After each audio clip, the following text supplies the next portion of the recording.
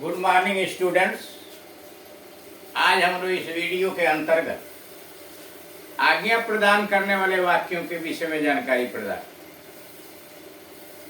हम जानते हैं कि जब हम विभिन्न कार्यालयों के अंतर्गत नौकरी करेंगे, विभिन्न दफ्तरों में जाएंगे, तो अधिकारी बार बार अपने कर्मचारियों को आदेश देते हैं। वो आदेश किस प्रकार के होते हैं, कैसे दिया जाता है, और उस आदेश के परिपालन में हम क्या बोलें, कैसे कहें, इसके लिए इंपरेटिव सेंटेंसेस की आवश्यकता होती है। इंपरेटिव सेंटेंस की विशेषता यह होती है कि वर्ब से शुरू होता है, क्रिया से शुरू होता है। इसकी जो बनावट होती है, सबसे पहले अफर्मेटिव सेंटेंस अगर है तो हम इसे वर्ब से शुरू करते हैं। यानी जब भी हम इंपरेटिव सेंटेंस की शुरुआत करते हैं तो वह सेंटेंस सबसे पहले सब्जेक्ट से शुरू होता है। ये वर्ब से शुरू होता है, सॉरी वर्ब, यानी सबसे पहले आप वर्ब लगाएंगे प्लस ऑब्जेक्ट और प्लस अदर वर्ड्स। ठीक, यानी जब इंपरेटिव सेंटेंस आपको बनाना हो तो सबसे पहले वर्ब क्रिया लगेगी और तब ऑब्जेक्ट होगा और उसके बाद अन्य शब्द होंगे। अगर ऑब्जेक्ट नहीं है सीधे अदर, जैसे बाहर जाओ, गो आउट, अंदर की तरफ आओ, कम इनसाइड। कम पहले वर्ब हुआ और उसके बाद अदर वर्ड से इनसाइड हुआ। अब मान लीजिए कहना हो कि बाहर खेलो, तो प्ले आउटसाइड। अब मानिए कहना बाहर क्रिकेट खेलो, तो प्ले क्रिकेट आउटसाइड। तो प्ले हुआ वर्ब, ऑब्जेक्ट हुआ क्रिकेट और अदर वर्ड्स में आउटसाइड। यानी जब आप अफर्मेटिव में इंपरेटिव सेंटेंस बनाएंगे, सबसे पहले वर्ब बोलिए। हिंदी में तो ये ऐसे होगा, बाहर जाओ, क्रिया बाद में होती है, यानी जाओ जो लगा है, बाहर जाओ। अब यहां मान लीजिए दिया है बाहर जाओ,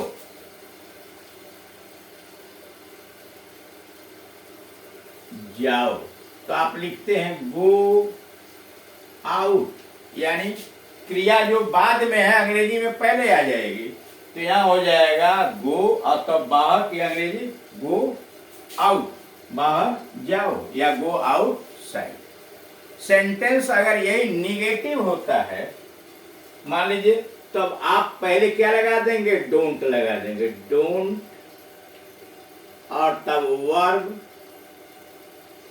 plus object plus other words. ठीक, सबसे पहले डोंट, फिर वर्ब, फिर ऑब्जेक्ट और फिर अदर वर्ड्स। और अगर डोंट के जगह पर कभी नहीं है तो हटा के नेवर लगाइए, निगेटिव बनाना है। फिर आगे इसकी बात को हम समझा रहे हैं कि कैसे आप क्या करेंगे। इसके पहले वाले वीडियोस के अंतर्गत 30 इंपरेटिव सेंटेंसेज आपको बताए जा चुके हैं। अब यानी कि सेंटेंसेज ऑफ ऑर्डर, आज्ञा के बाद सामने देखो, सामने देखो, लुक अहेड। मान लीजिए आप पढ़ा रहे हैं या कहीं हैं बच्चे इधर उधर ताक झांक कर रहे हैं या अन्य लोग, तो आप क्या कहेंगे, आप कहेंगे सामने देखो, लुक अहेड। अहेड का मतलब आगे, सामने, लुक अहेड, सामने देखो, आगे बढ़ो, गो अहेड, आगे बढ़ो, गो अहेड। मानिए बच्चे हैं या आप हैं या आपका मित्र या अन्य कोई है, तो आप आदेश देंगे उनको, क्या कहें, आगे बढ़ो, गो अहेड, आगे बढ़ो, गो अहेड। धीरे, गाड़ी धीरे चलाओ, गाड़ी धीरे चलाओ। चलाओ की अंग्रेजी ड्राइव। सबसे पहले वर्ब आपने रखा और उसके बाद धीरे, स्लोली। अब मान लीजिए आप गाड़ी भी, तो ड्राइव कार, स्लोली बीच में आप कार लगा देंगे। लेकिन यहाँ चलाने की बात है तो ऑब्जेक्ट की कोई आवश्यकता नहीं, सीधे कह दिया ड्राइव स्लोली, ड्राइव का मतलब ही होता है गाड़ी चलाना। तो ड्राइव स्लोली, धीरे गाड़ी चलाओ। उनका नाम पूछो। देखिए क्रिया, हिंदी में क्रिया हर समय पीछे ही आती है। हिंदी की विशेषता है कि सब्जेक्ट, ऑब्जेक्ट, वर्ब इत्यादि जब सब लिख लेते हैं तो उसके बाद क्रिया डालते हैं। तो पूछो का मतलब आस्क, हिज नेम या her name, ask his name, ask her name. अब मान लीजिए कह सकते हैं आप साहब यहाँ तो उनका आपने लिखा है, क्या सम्मान प्रकट करने के लिए। अगर बहुवचन में रहता तो हम कहते उनके नाम पूछो, बहुवचन में रहता। या उनका का मतलब उसका, सम्मान प्रकट करने के लिए उनका कह दिया गया है। आस्क हिज नेम या आस्क हर नेम, अपना काम करो। Mind your own business, mind your own business, अपने काम पर ध्यान लगाओ, मतलब अपना काम करो, दूसरे के चक्कर में मत रहो। माइंड योर ओन बिजनेस, अपना काम करो। वापस जाओ, गो बैक, जाओ, पहले है जाओ, अंग्रेजी में लिखा गो और तब वापस की अंग्रेजी गो बैक। इंपरेटिव ऐसे ही निर्माण होता है। और इंपरेटिव में आप जानते हैं सब जगह यहाँ यू छिपा हुआ है। तुम बाहर जाओ, यू हमारे ये कामा कर दिया, गो आउट, ऐसे भी कर। तुम बाहर जाओ, राम अंदर आओ, कम इन, अब बाद में लगाइए राम, पहले भी लगा सकते हैं राम कम इन, पीछे वाला कुछ ज्यादा बेहतर माना जाता है। वापस जाओ, वो वापस आओ, आओ के अंग्रेजी कम, वापस बैक, कम बैक, वापस आओ, कम बैक। सुनिए तो जस्ट लिसन, सुनिए तो जस्ट लिसन। जल्दी आना, कम सून, जल्दी आना, कम सून। मान लीजिए कोई जा रहा है तो आप उसे ही कहेंगे जल्दी आना, आप आदेश दे रहे हैं, कम सून, कम सून। मुझे देखने दो, ठीक, मुझे देखने दो। आप यहाँ क्या है, लेट मी सी, लेट मी सी, मुझे देखने दो, लेट मी। अब इसकी संरचना कैसे है, देखिए, देखने का काम मैं करूंगा, समझ ना, उसको आदेश दे रहा हूं कि हट जाओ, तो लेट मी सी, लेट आदेश देना होता है, उसके बाद ऑब्जेक्ट तब सी, या लेट के बाद इन्फिनिटिव का टू छिपा लिया जाता है, इसलिए लेट मी सी हो गया। होना चाहिए लेट मी टू सी। यानी जब इस तरह की प्रक्रियाएं हों कि जिससे आप कह रहे हैं उसको काम नहीं करना, वह किसी को इजाजत देगा, परमिशन देगा या आदेश देगा, तो उसके लिए लेट का प्रयोग करते हैं। मुझे काम करने दो, लेट मी वर्क, मुझे काम करने दो, लेट मी वर्क। इसे जाने दीजिए, लेट हिम पास। मान लीजिए कोई है और वह अंदर घुसने नहीं दे रहा, विद्यालय में नहीं घुसने दे रहा, कमरे में नहीं घुसने दे रहा, तो जो वहां पर होगा पहचान रत कहेगा इन्हें अंदर जाने दो, लेट हिम पास, लेट हिम पास, इसे अंदर जाने दो या इसे जाने दो, लेट हिम पास। मुझे जाने दो, लेट मी गो, मुझे जाने दो, लेट मी गो। इसलिए वह नहीं जाएगा, वह इजाजत देगा, जाना तो मुझको, तो लेट मी गो। परमिशन मांगा जा रहा है, इजाजत मांगा जा रहा है। तैयार रहना, बी रेडी, तैयार रहना, बी रेडी। अपना ख्याल रखना, टेक केयर ऑफ हिम, उनका ख्याल रखना या उसका ख्याल रखना, टेक केयर ऑफ हिम या take care of her, take care of him या टेक केयर ऑफ हर। अब इसमें आप देख रहे हैं, मान लीजिए कहना अपना ख्याल रखना, तो take care of yourself, take care of yourself, अपना ख्याल रखना, take care of yourself या टेक केयर ऑफ हिम, उसका ख्याल रखना, हर उसका ख्याल रखना।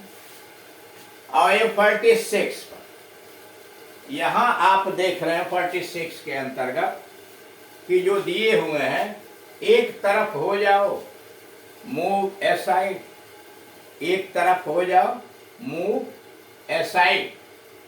मान लीजिए रास्ते में कोई खड़ा है तो आप उसे क्या कहेंगे? मूव असाइड, एक तरफ हो जाओ।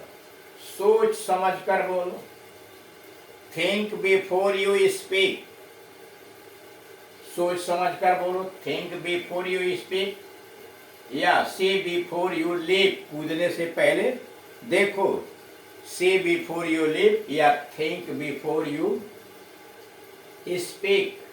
अवश्य आ जाना, आना, जरा यहां ध्यान दीजिए, अवश्य आना, जरा आना तो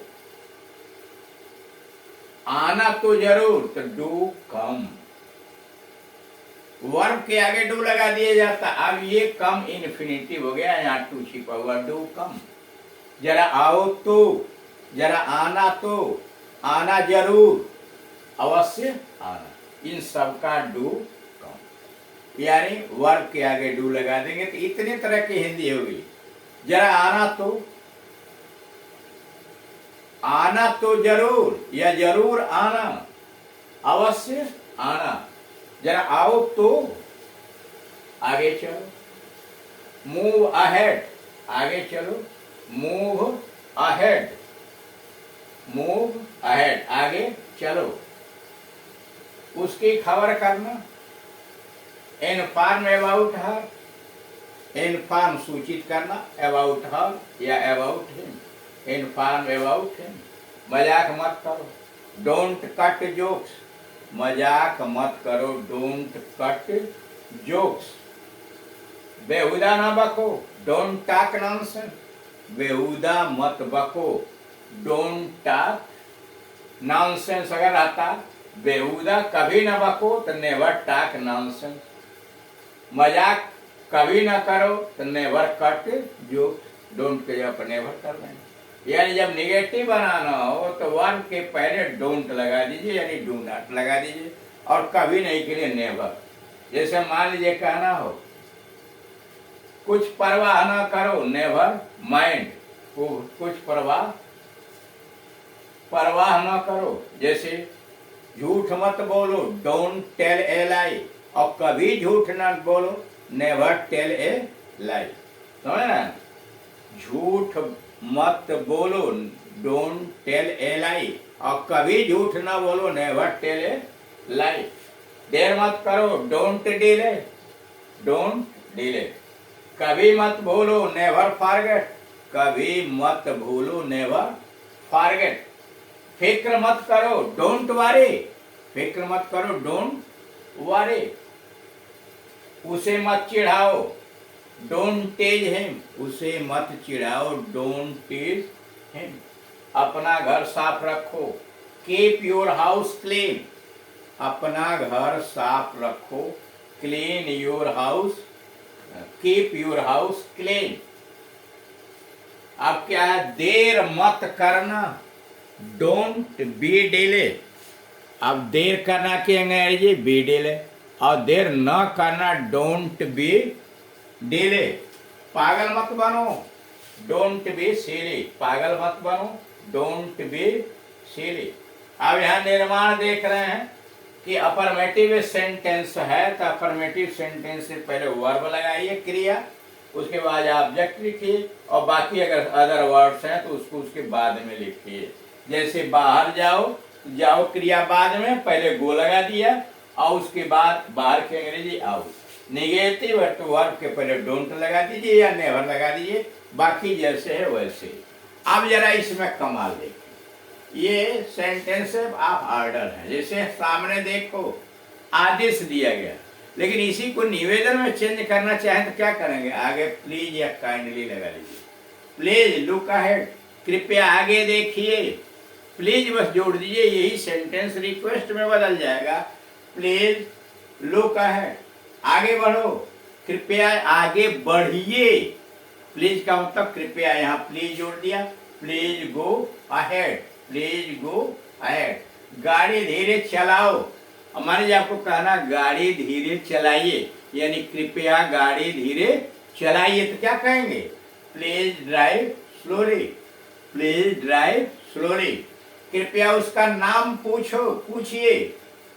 प्लीज आस्क हिज नेम या काइंडली आस्क हिज नेम।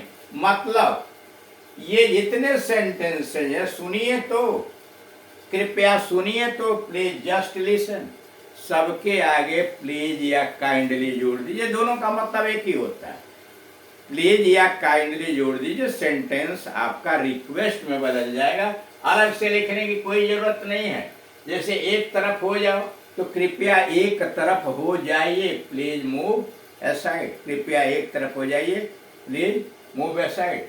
अब यहां देखिए, नेवर माइंड, देर मत करो तो कृपया देर मत करो, प्लीज डोंट डिले, कृपया देर न कीजिए, प्लीज डोंट डिले।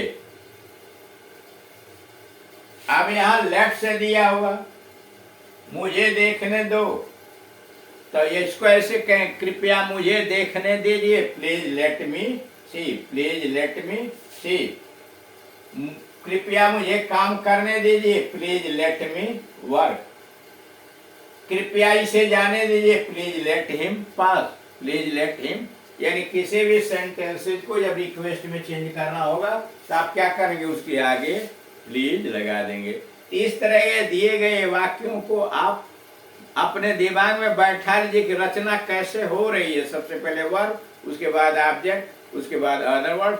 ऐसे ही या बहुत सारे क्रियाओं के माध्यम से आप इंपरेटिव सेंटेंस का निर्माण कर सकते हैं। इसके लिए आवश्यक यह है कि आपको वर्ब अधिक से अधिक जानना पड़ेगा, और जिसकी लिस्ट हमारे YouTube के चैनल के ट्रांसलेशन वाले में दे दिया गया है विभिन्न प्रकार के वर्ब का।